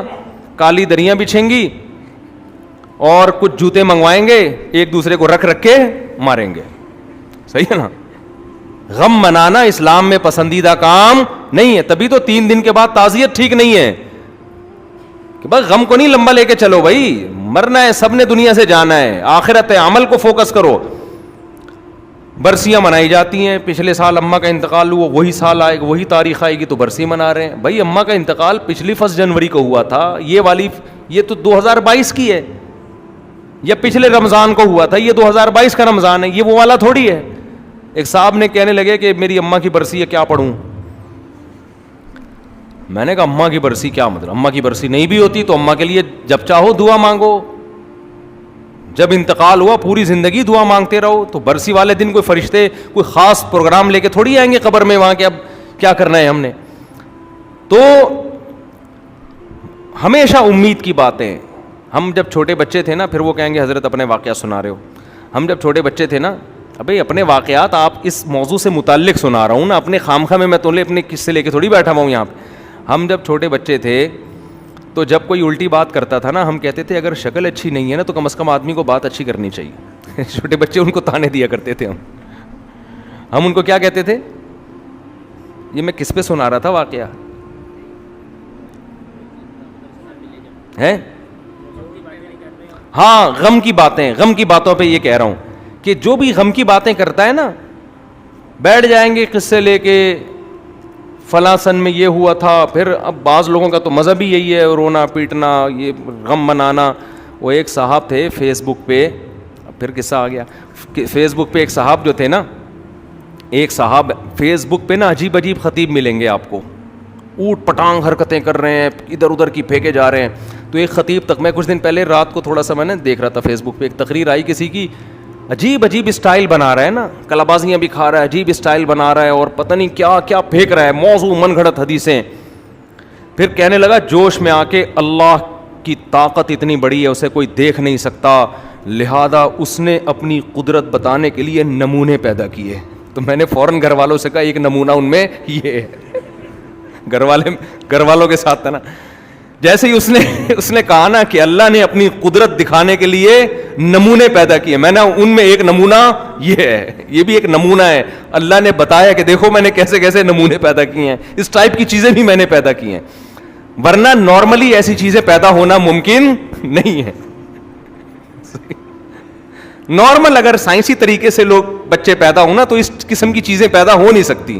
لیکن آپ کو فیس بک پر ایسے ایسے خطیب ملیں گے، آپ کہو گے سبحان اللہ، اللہ کی قدرت ہے، یہ سائنس کا کرشمہ نہیں ہے، یہ نیچرل پروسیس سے ایسی چیزیں پیدا نہیں ہوتی، یہ خدا نے اپنی قدرت دکھائی ہے کہ ایسا نمونہ پیدا کیے اس اللہ نے. تو فیس بک پہ اللہ کی قدرت کا اور یقین ہوتا ہے. اور لوگ ان سے بڑے نمونے ہوتے ہیں جو سامنے بیٹھ کر نعرے لگا رہے اور سبحان اللہ اور پتہ نہیں کیا کیا کر رہے ہوتے ہیں, وہ حضور سے بڑے نمونے ہوتے ہیں. خیر, تو اب دیکھو یوسف علیہ السلام کیسی شکر کی باتیں کر رہے ہیں. ہونا یہ چاہیے تھا, کہتے ابا بڑی ٹینشن میں گزرا ہوں, میرا ٹائم, آج آپ مجھے دیکھ رہے ہیں کہ میں بادشاہ بنا ہوا ہوں, لیکن اس کے پیچھے ایک طویل کہانی ہے, غموں کی ایک طویل داستان ہے. وہ طویل داستان میں سب سے پہلے تو ان بھائیوں نے مجھے کنویں میں ڈالا. کنویں میں میرا دم گھٹ رہا تھا, مجھے جو خوف کی کیفیت تھی وہ میں ہی جانتا ہوں. وہ تو اتفاق سے کچھ مسافر آ گئے, نکال لیے انہوں نے, ورنہ میں تو گیا تھا. پھر اتنے بڑے اونچے خاندان کا ہو کے بازاروں میں غلاموں کی طرح فروخت ہوا ہوں, وہ ٹینشن, کوڑیوں کے دام بیچا گیا ہوں بازاروں میں. اور پھر ہوتے ہوتے بادشاہ کے محل میں پہنچ گیا, تھوڑا چند دن کا سکون ملا مجھے, تو وہاں میرے اوپر فحش الزامات لگنا شروع. اور میں بری تھا لیکن الزام مجھ پہ ڈال کے جیل میں ڈال دیا گیا, ایک نئی ٹینشن. مجھے تو اسی وقت سے لگ رہا تھا کسی نے کچھ کر دیا ہے. یہ مجھے جو اس دن ہمارے گھر میں آئی تھی نا آپا, وہ ایسے ٹیڑھی آنکھوں سے دیکھ, انہوں نے کچھ تعویذ کیا ہے, کیونکہ محلے میں کتنی بڑی داڑھی والے بزرگ ہیں, دیوبندی ہیں اور حضرت کے فلاں کے خلیفہ ہیں, ان سے میں نے پوچھوایا تھا, انہوں نے بھی یہی بولا تھا کہ کچھ کیا ہے تمہارے اوپر, تم چونکہ خوبصورت ہو, تمہیں کچھ جو ہے نا حسد کی نظر سے جو ہے کوئی تعویذ گنڈا کیا تمہارے اوپر. کوئی ایسی فضول قسم کی باتیں. بھائی پریشانیاں اللہ کی طرف سے ہیں بھائی, خوشیاں بھی کس کی طرف سے ہیں, اللہ کی طرف سے. تو پریشانی کی نسبت اپنی طرف کرو, خوشی کی نسبت اللہ کی طرف. تو خوشیوں کو ہائی لائٹ کر رہے ہیں, کیا کہہ رہے ہیں کہ یا ابت ھذا تأویل رؤیایا من قبل, سب سے پہلے خوشی کی بات, دیکھو میرے رب نے مجھے خواب دکھایا تھا, آج اس خواب کو سچا کر دیا. وقد احسن بی, اس سے پہلے بھی بڑے میرے رب کے احسانات ہیں. اذ اخرجنی من السجن, جب اس نے مجھے جیل سے نکلوا دیا. تو جیل میں ڈالا بھی تو اسی نے تھا نا, ڈالنے کا ذکر نہیں ہے, جیل سے نکلنے کا. یہ بھی کہہ سکتے تھے مجھے جیل ہو گئی, میں روتا رہا, دعائیں مانگتے رہا, ایک دن چھوٹنے کی امید ہوئی تھی تو وہ کمبخت قیدی ہی بھول گیا. اس وقت تو مجھے 100% یقین ہو گیا تھا کہ یہ تعویذ گنڈوں کا نتیجہ ہے, جادو کا اثر ہے یہ. نا نا نا نا, کیا کہہ رہے ہیں, اخرجنی من السجن, میرے رب نے احسان کیا, مجھے جیل سے نکال دیا اس نے. وجاء بکم من البدوی, اور ایک اور احسان کیا مجھے آپ لوگوں کو جو میرے خاندان کے لوگ ہیں گاؤں کی زندگی سے شہر کی زندگی دے دی. اس سے شہر کی زندگی کی فضیلت بھی معلوم ہوتی ہے. جو لوگ شہر میں رہتے ہیں ان کا جو مینٹل لیول ہے نا وہ گاؤں والوں سے اونچا ہوتا ہے. وجہ کیا ہے, ان کو صبح و شام 20 قسم کے لوگوں سے واسطہ پڑ رہا ہے. گاؤں کے آدمی پہاڑ پہ ایک بندہ دیکھے گا, 6 کلومیٹر دور ایک بندہ نظر آئے گا اس کو, تو کیا سیکھنے کو ملے گا ہے بھائی. شہر میں یہ ہوتا ہے, ادھر ایک بندہ آ رہا ہے, وہ گٹکے والا آ رہا ہے, ادھر تہجد والا آ رہا ہے, ادھر ایک ہیروئن چی ملے گا آپ کو, ادھر ایک بزرگ ملیں گے آپ کو, ادھر عمران خان, ادھر پی ٹی آئی, ادھر مولانا فضل الرحمان, ادھر شہباز شریف. ایک ہی گلی میں ساری سیاسی جماعتیں آپ کو ملیں گی. گاؤں ہے تو پورا گاؤں یا تو حضرت مولانا فضل الرحمان کا ہے, یا عمران خان کا ہے, یا مسلم لیگ کا ہے, پورے گاؤں ایسے ہوں. یہاں آپ کو ایک ہی گھر میں اتنے پھڈے ہو رہے ہیں نا, ایک ہی گھر میں بھی. مجھے پتا چلا ایک خاتون نے, ہماری جاننے والی خاتون کی اپنی بچپن کی فرینڈ سے SMS پہ لڑائی ہوئی ہے. یہ عمران خان کی حمایت کر رہی ہے, وہ مولانا فضل الرحمان کی, اور جو گالیاں ان کی پرانی دوستوں کی چلی اور ایک دوسرے کو بلاک کر دیا انہوں نے. اور یہ پھڈا میرے پاس آیا. بھائی میں نے کہا ان کو گھر میں کھانا پکاؤ, آلو پیاز کاٹو یار, لائف کو انجوائے کرو. رمضان کی راتوں میں تم بیٹھ کے کیا کر رہے ہو, لڑ رہے ہو, اور ایک دوسرے کو نا ایسی گالیاں دے رہے ہیں, ایسے. تو بہرحال شہر کے اندر جو ہے نا آپ کے واسطے پڑتے ہیں, پھر سہولتیں زیادہ ہوتی ہیں. خیر گاؤں کے اپنے کچھ فضائل ہیں, صحت اچھی ہوتی ہے گاؤں میں. تو فرمایا کہ تمہیں اللہ تعالیٰ نے گاؤں سے لے آیا, اور من بعد ان نزغ الشیطان بینی و بین اخوتی. اب بھائی کھڑے ہوئے ہیں, تو سارا پروسیس ہوا کس کی وجہ سے تھا, بھائیوں کی وجہ سے نا. تو اب آخر میں کہنا چاہیے تھا کہ ابا میں جیل گیا اور کنویں گیا, آج یہ جو اتنے گھننے بنے ہوئے ہیں نا, اتنے اچھے بنے ہوئے, سجدے کر رہے ہیں اور پروٹوکول دے رہے ہیں, کیا تو سارا انہوں نے ہے. ٹھیک ہے, میں نے اگنور کر دیا, میں آپ سے بدلہ نہیں لے رہا, میں نے معاف کر دیا, ذمہ دار بہرحال یہی ہیں. نا نا نا نا نا, یہاں کیا کہہ رہے ہیں, من بعد ان نزغ الشیطان بینی و بین اخوتی. یہ سب یہ ہوا کیوں؟ شیطان نے میرے اور میرے بھائیوں کے درمیان نفرت ڈال دی. تو ساری بلی کس پہ ڈال دی؟ شیطان پہ. گویا یہ تو بری ذمہ ہے بھئی, شیطان تو کام کراتا رہتا ہے, بھائیوں کو بھائیوں سے لڑاتا ہے. اس سے پتہ چلتا ہے پازیٹیو سوچ رکھنے والے کتنے پازیٹیو ہوتے ہیں اور نیگیٹو سوچ رکھنے والے کتنے نیگیٹو ہوتے ہیں. آپ کو نا جب معاشرے میں چلیں گے تھوڑی دیر میں اندازہ ہو جائے گا کون پازیٹیو سوچتا ہے اور کون نیگیٹو سوچتا ہے. کہنے لگے من بعد ان نزغ الشیطان بینی و بین اخوتی, شیطان نے میرے اور بھائیوں کے درمیان کچھ نفرتیں ڈال دی تھیں. ان ربی لطیف لما یشاء, میرا رب جس کے لیے چاہتا ہے باریک بین. باریک بین لطافت سے نکلا ہے, یعنی خفیہ تدبیریں کر کے کامیابی تک پہنچاتا ہے. وہ تو جس کو چاہتا ہے ایسے لطیف انداز سے کامیابی تک پہنچاتا ہے. تو میرے رب نے بھی میرے ساتھ یہی کچھ کیا. پھر آگے اللہ سے دعا مانگنے لگے, ربی قد آتیتنی من الملک, اے میرے رب تحقیق تو نے مجھے بادشاہت دی ہے. اس سے پتہ چلتا ہے کہ وہ جو بادشاہ تھا نا اس کا کچھ دنوں میں انتقال ہو چکا تھا, اور یوسف علیہ السلام وزیر خزانہ سے ملک کے کیا بن گئے؟ بادشاہ. تو ایک غیر مسلم ریاست میں حضرت یوسف علیہ السلام کتنی حکمت عملی اختیار کر کے کس منصب پہ پہنچے؟ بادشاہت.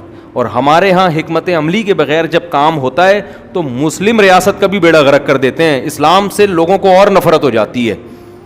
تو اس سے پتہ چلتا ہے کہ جب بھی کام کرو گراؤنڈ ریئلٹی کو سامنے رکھ کر. اسلام میں حکومت کا کوئی ایک متعین طریقہ نہیں ہے. اسلام کہتا ہے جس وقت کے جو تقاضے ہیں اس وقت کے اسباب اور تقاضوں کے مطابق کام کرو بس. بعض لوگ خلافت کی لہر چلاتے ہیں تو توڑ پھوڑ مار دھاڑ شروع کر دیتے ہیں, بعض جمہوریت کفر, بعض کیا. تو یہ سارے نعرے غلط ہیں. اس وقت جو آپ کر سکتے ہو, جو آپ کے لیے سوٹیبل ہے, وہ راستہ اختیار کرو. اور اگر مکمل خیر نہیں لا سکتے کوئی بات نہیں, شر کو کم کرنے کی کوشش کر لو بس. یہ بھی اس پہ بھی آپ بری ہو جاؤ گے. 100% اصلاح نہیں ہوتی, کوئی بات نہیں, برائی جتنی کم ہو سکتی ہے اتنی کر لو. تو یوسف علیہ السلام نے یہ تھوڑی کہ مصر میں خلافت قائم کر دی اور پورا مصر جو ہے نا وہ تو زیادہ تر غیر مسلم تھے, اس میں جتنی خیر لا سکتے تھے یوسف علیہ السلام حکمت عملی سے لائے. اللہ سے دعا مانگ رہے ہیں, ربی قد آتیتنی من الملک, اے اللہ تو نے مجھے بادشاہت دی, وعلمتنی من تأویل الاحادیث, اور خوابوں کی تعبیر کا علم مجھے سکھایا, فاطر السماوات والارض, اے اللہ تو آسمانوں اور زمین کا پیدا کرنے والا ہے, انت ولی فی الدنیا والآخرہ, دنیا میں بھی تو ہی میرا دوست ہے اور آخرت میں بھی تو ہی میرا دوست ہے. توفنی مسلمن, میں تجھ سے دعا کرتا ہوں میری موت جب ہو تو میں تیرا فرما بردار ہوں.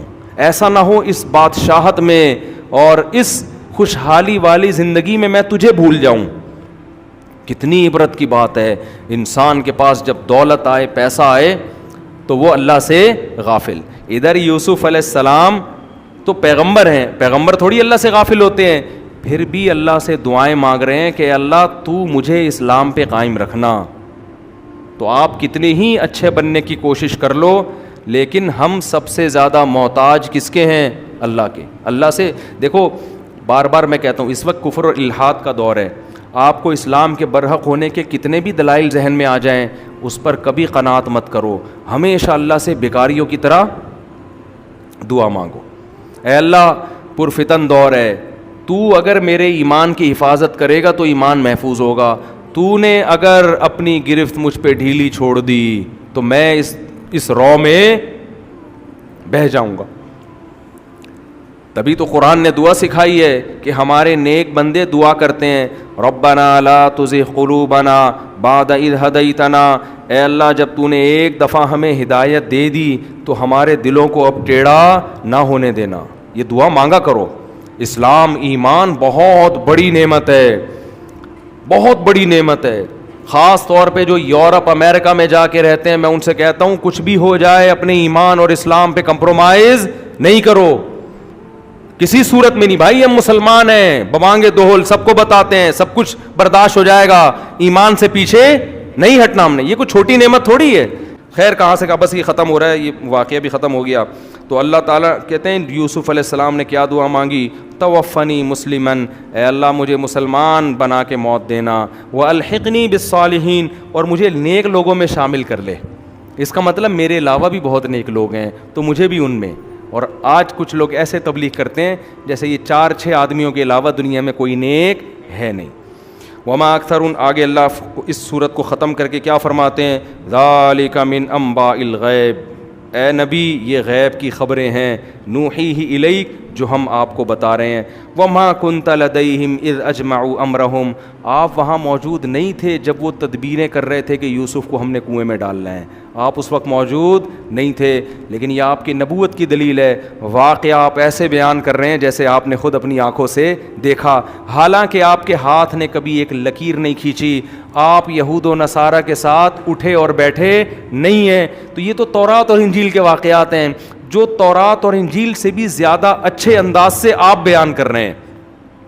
تو اب ہونا یہ چاہیے تھا کہ یہودی ایمان لے آئیں, غیر مسلم ایمان لے آئیں, لیکن قرآن کہہ رہا ہے وما اکثر الناس ولو حرصت بمؤمنین, اے نبی آپ میں کتنی حرص پیدا ہو جائے ایمان کی, لیکن اکثر لوگ پھر بھی ایمان نہیں لائیں گے. کیوں؟ کیا اس دعوت میں کمزوری ہے؟ کیا اللہ کی نشانیوں میں کمزوری ہے؟ اللہ کہتے ہیں نا نا نا نا, وَكَأَيٍّ مِّنْ آیَةٍ فِي السَّمَاوَاتِ وَالْأَرْضِ, یہ تو یوسف کا ایک واقعہ ہے. زمین اور آسمان میں لاکھوں کروڑوں نشانیاں ہیں جن کو یہ صبح و شام اپنی آنکھوں سے دیکھتے ہیں.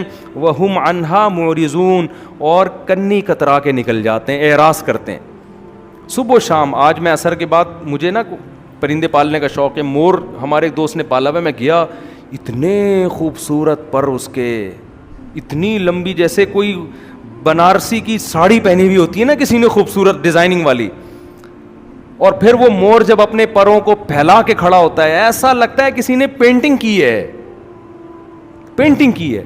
اتنی بڑی بڑی نشانیاں صبح و شام دیکھ کے بھی خدا کے وجود پر ایمان نہیں لے کر آتے. تو اللہ کہتے ہیں اے نبی آپ ان کو یوسف کیا 100 سینکڑوں واقعات اور بھی سنا دیں, یہ لاکھوں نشانیاں صبح و شام اپنی آنکھوں سے دیکھتے ہیں لیکن پھر ان سے اعراض کرتے ہیں. اعراض کا مطلب کیا؟ اپنا مطلب تو حاصل کرتے ہیں. جب مور دیکھیں گے ڈاکومنٹری بنا کے یوٹیوب پہ ڈال دیں گے, اس کا بزنس شروع کر دیں گے. یہ سارے کام تو ہوں گے, ایک مور کو دیکھ کے بولیں گے 1 مور, ایک اور مور چاہیے, ایسا ایک اور چاہیے. لیکن اس کو دیکھ کر خدا پر ایمان لانا کہ خدا, آپ جاؤ صحرائی علاقوں میں نا, پرندے بڑے خوبصورت ہوتے ہیں. یہ جو سرخاب ہے بلوچستان کا سرخاب دیکھو آپ کبھی, صحرا ہیں, پہاڑ ہیں, پانی نہیں ہے, گھاس پھوس نہیں ہے, سرخاب ایسا لگتا ہے پتہ نہیں کتنے سال بیٹھ کے اس کے پروں میں کسی نے پینٹنگ کی ہے, کئی سالوں کا کام ہے, پھر جا کے یہ آیا ہے.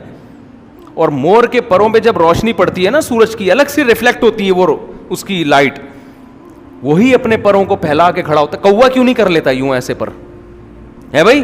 اگر یہ آٹومیٹیکلی خود بخود ہو رہا ہے, ایوالو ہوا ہے, یہ ایوولوشن کا نتیجہ ہے, تو کوے کو چاہیے تھا کہ مور کو جب وہ دیکھتا کہ وہ بار بار اپنے پر پھیلا کے اسٹائل مار رہا ہے, تو کوے کو چاہیے وہ بھی ایک دفعہ اسٹائل مارے نا. کوے کو پتا ہے میرے پروں کے اسٹائل میں کوئی ویلیو نہیں ہے, نہ میری آواز میں دم ہے, میں کائیں کائیں کروں گا پبلک کہے گی خاموش ہو جا.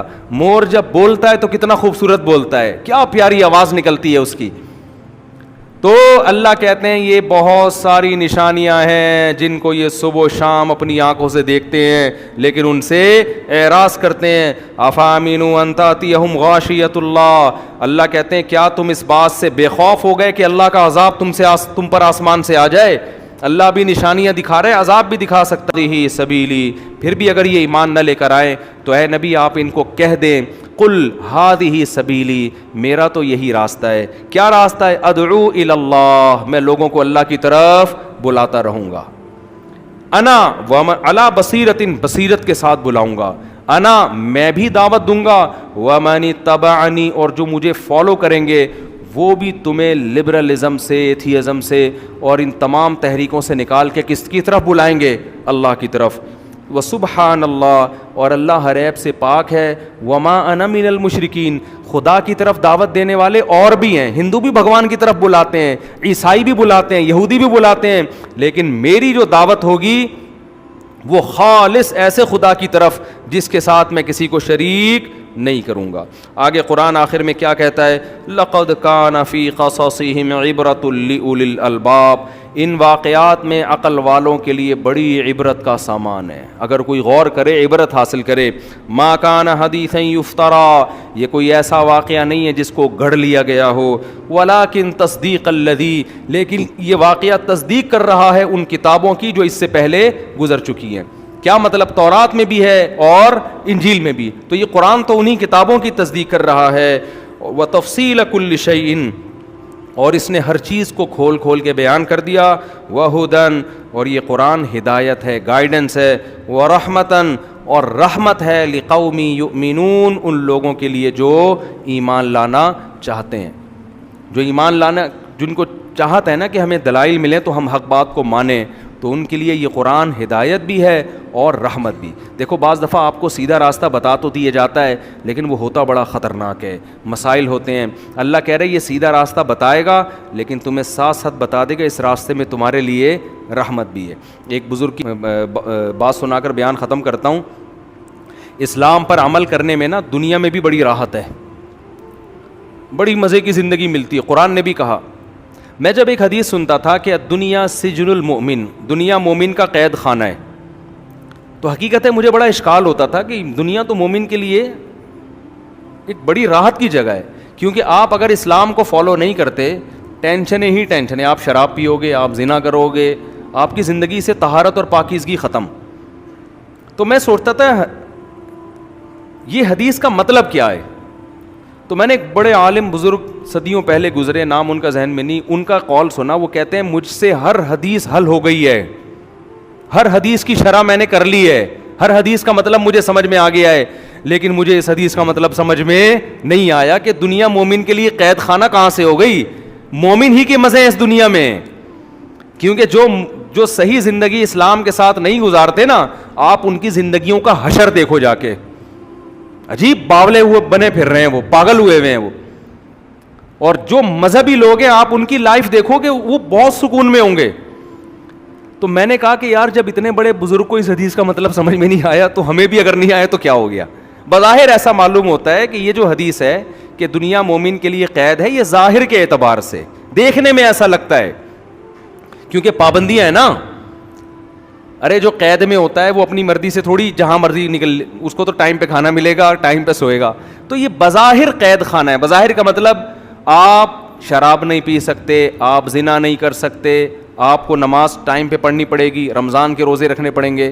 تو حقیقت یہ ہے کہ یہ بظاہر قید خانہ ہے، لیکن حقیقت میں یہ مومن کے لیے قید خانہ نہیں ہے۔ یہ ایسی قید ہے جس میں لذتیں اور مزے ان لوگوں سے زیادہ ہیں جو قید سے آزاد ہیں، کیونکہ جب آپ بے لگام ہو گئے نا اور ہر خواہش کو پورا کرنے کی ٹھان لیا آپ نے، تو پھر آپ کا سکون برباد۔